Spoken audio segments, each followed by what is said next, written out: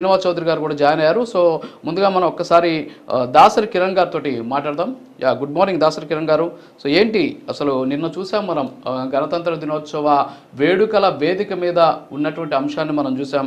So ఇద్దరు కూడా చాలా హాయిగా మాట్లాడుకుంటూ కనిపించినటువంటి పరిస్థితులు ఉన్నాయి. సో ఏంటి అసలు నిజంగానే అలాంటి సిచ్యువేషన్ ఉందా? టీడీపీకి సంబంధించినటువంటి నాయకులు క్లెయిమ్ చేసినట్టు ఏదో జరిగిపోతుంది రాష్ట్రంలో. సో నారా లోకేష్కి కానీ డిప్యూటీ సీఎం ఇవ్వకపోతే రాష్ట్రం తగలబడిపోద్ది, లేకపోతే ఇంకేదో అయిపోద్ది, అనవసరమైనటువంటి అంశాన్ని లేవనెత్తుకొని ఒక రకమైనటువంటి కన్ఫ్యూజన్ క్రియేట్ చేశారు. సో ఏమై ఉండొచ్చు అంటారు కిరణ్ గారు?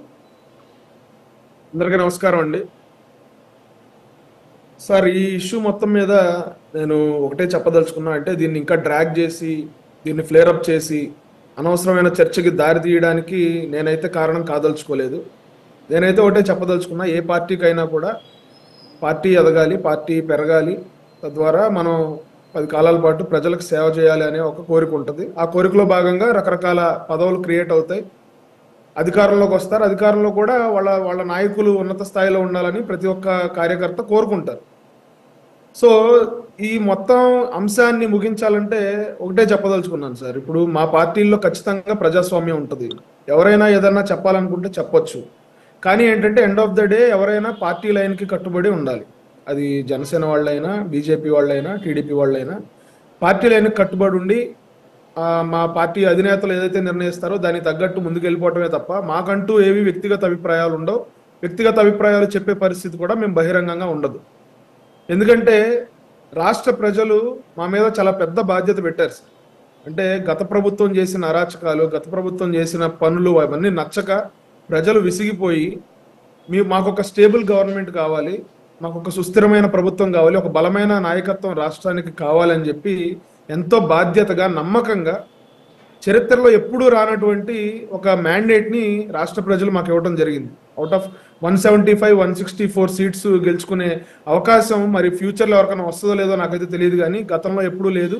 151 చాలా ఎక్కువ అనుకున్నాం, 151 చాలా బాగా వచ్చింది అనుకున్నాం. కానీ 151 దాటి 164 సీట్స్ మాకు ఇవ్వటం అంటే మీరు ఇట్లా గిలికజ్జలాడుకోండి, లేకపోతే రాష్ట్రాన్ని డౌట్ఫుల్గా నెట్టేసేయండి, లేకపోతే పెట్టుబడులు రాకుండా చేయండి అనేది కాదండి.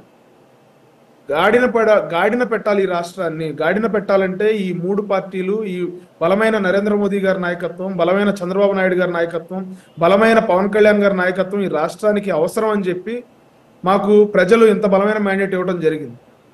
సో మాలో ఎవరైనా సరే పార్టీ లైన్కి కట్టుబడి ఉంటాం, కానీ పార్టీకి వ్యతిరేకంగా లేకపోతే పార్టీకి ఇబ్బంది కలిగించే మాటలు కానీ, కూటమి ఔన్నత్యానికి ఇబ్బంది కలిగించే వ్యాఖ్యలు కానీ మేము ఎవరూ చేసే పరిస్థితి ఉండదు రాజు గారు. సో మా ముందున్న తక్షణ కర్తవ్యం ఏంటంటే, ఇప్పుడు ఒక చిన్న ఫ్యామిలీలోనే, నలుగురున్న ఫ్యామిలీలోనే రకరకాల ఒపీనియన్స్ ఉంటాయి, డిఫరెన్స్ ఆఫ్ ఒపీనియన్ వస్తుంది. సో ఇంటి పెద్ద ఎవరైతే ఉంటారో వాటిని చక్కబెడతారు. ఒక ఐడియాలజీ ప్రకారం అందరినీ ఒక భావజాలం మీద తీసుకురావడం చాలా కష్టం అవుతుంది. అటువంటిది కొన్ని కోట్ల మంది కార్యకర్తలు, ప్రజలు ఆదరిస్తున్న ఈ రాజకీయ పార్టీలు అన్నీ ఒక తాటి మీదకి రావాలంటే ఎంత కష్టమో, ఆ తాటి మీదకి తీసుకురావడం కోసం మన నాయకులు ఎంత కష్టపడ్డారో మేము ఎలక్షన్ ముందు చూసాం సార్. అంటే డిఫరెంట్ భావజాలాలు, డిఫరెంట్ ఐడియాలజీస్ ఉన్న కొన్ని లక్షల కోట్ల మందిని మనం ఒక భావజాలం మీదకి తీసుకొచ్చి కూటమికి ఎంత ఘన విజయం తీసుకురావడంలో పవన్ కళ్యాణ్ గారు, చంద్రబాబు నాయుడు గారు, లోకేష్ గారు ఎంతో కష్టపడ్డారు. ఎన్ని విభేదాలు ఉండొచ్చు, గతంలో విభేదాలు ఉండొచ్చు, ఒకరికొకరు మాట్లాడుకోవచ్చు, కానీ అవన్నీ కూడా పక్కన పెట్టి కామన్ కాజ్ కోసం, రాష్ట్ర భవిష్యత్తు కోసం, మన పిల్లల భవిష్యత్తు కోసం మేమందరం కూడా ఒక తాటి మీదకి వచ్చాం. ఈ క్రమంలో చాలా మంది ప్రయత్నం చేస్తారు కూటమి విడిపోవాలి. ఇప్పుడు కూటమి విడిపోతే చాలా కొంతమందికే లాభం ఉంటుంది, కూటమి కలిసి ఉంటే కొన్ని కోట్ల మందికి ప్రయోజనం కలుగుతుంది. సో ఆ ప్రయోజనాలను మనం దృష్టిలో పెట్టుకోవాలి తప్ప మనం చిన్న చిన్న విభేదాలని రచ్చ చేసుకుని సోషల్ మీడియాలో వచ్చే వార్తల మీద ఎక్కువ రియాక్ట్ అయ్యి ఎక్కువ చర్చ చేసి ఈ కూటమి ఖచ్చితంగా 10-15 సంవత్సరాలు ఉండాలని చెప్పి పవన్ కళ్యాణ్ గారు చెప్తా ఉన్నారు, చంద్రబాబు నాయుడు గారు చెప్తా ఉన్నారు, మేమందరం కోరుకుంటా ఉన్నాం, రాష్ట్ర ప్రజలందరూ కోరుకుంటా ఉన్నారు. ఖచ్చితంగా ఇది విజన్ 2047 ఏదైతే ఉందో చంద్రబాబు నాయుడు గారు, పవన్ కళ్యాణ్ గారు కన్న కళ, నరేంద్ర మోదీ గారి నాయకత్వంలో వికసిత్ భారత్లో భాగంగా 2047లో $2+ ట్రిలియన్ మన ఎకానమీని తీసుకెళ్లాలని చెప్పి ఏదైతే కళ్ళగంటా ఉన్నారో, ప్రతి కుటుంబానికి సగటున ఆదాయం, ప్రతి వ్యక్తికి పర్ క్యాపిటల్ ఇన్కమ్ పెరగాలని ఏదైతే చూస్తా ఉన్నామో, ఒక 10 సూత్రాలని ఎంచుకుని ఆ వికసిత్ భారత్ అంటే విజన్ 2047లో భాగంగా 10 సూత్రాలలో భాగంగా మనందరి ఆర్థిక పరిస్థితులు పెరగాలి, మన రాష్ట్ర ఆర్థిక పరిస్థితులు పెరగాలి, మనకి ఆ, వేరే రాష్ట్రాలు వేరే దేశాల్లాగా మనం లిమిట్ కాదండి, లిమిటెడ్ కాదు రిసోర్సెస్ పరంగా. కానీ మనకి జనాభా ఉంది, మనకి భూమి సౌలభ్యత ఉంది, మనకు తెలివితేటలు ఉన్నాయి, నదులు ఉన్నాయి, సముద్రాలు ఉన్నాయి, అంటే రవాణా ఇక్కడ మార్గాలు ఉన్నాయి. దాసరి కిరణ్ గారు ఇక్కడ ఒక అంశం ఏంటంటే ప్రజలు ఎప్పుడు కూడా చాలా క్లారిటీగా ఉంటారు. ప్రజలు ఇచ్చేటటువంటి మ్యాండేట్ కావచ్చు, ప్రజల నిర్ణయం మాత్రం చాలా క్లారిటీగా ఉంటుంది, క్లియర్గా ఉంటుంది. దీంట్లో ఎటువంటి సందేహం కూడా లేదు. మీరు చెప్పారు ఒక కుటుంబంలో ఉన్నటువంటి వాళ్ళే కలిసి ఉండలేరు, వాళ్ళ అభిప్రాయాలు వేరుగా ఉంటాయని చెప్పినటువంటి పరిస్థితి. సో ఇక్కడ ఏంటంటే సమస్య ఏంటి అంటే ప్రజలు ఇచ్చినటువంటి మ్యాండేట్ని తూచా తప్పకుండా పాటించాల్సినటువంటి బాధ్యత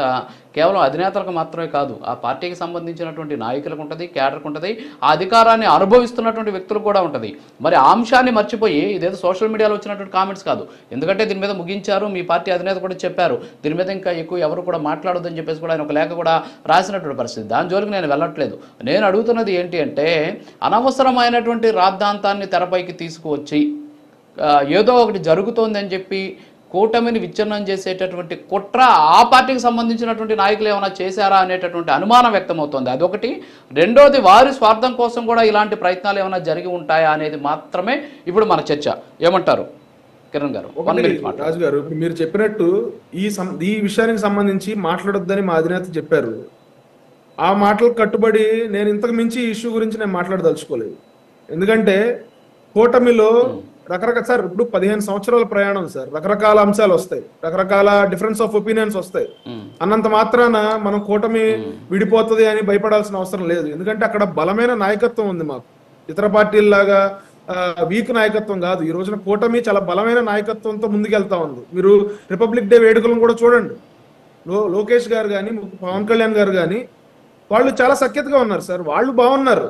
ఇప్పుడు end of the day Kalyan గారి మాటే మా మాట, చంద్రబాబు నాయుడు గారి మాట టీడీపీ కార్యకర్తల మాట, లోకేష్ గారి మాట వాళ్ళ మాట అవుతుంది. సో ఈ లోపు చాలా మంది మాట్లాడవచ్చు. ఇప్పుడు కోట్ల మంది ఉన్నారు సార్ కార్యకర్తలు, ఎవరో ఒకరు మాట్లాడతారు, కొంత మాట్లాడింది హైలైట్ అవ్వచ్చు, ఎక్కువ చర్చ జరగవచ్చు దాని మీద.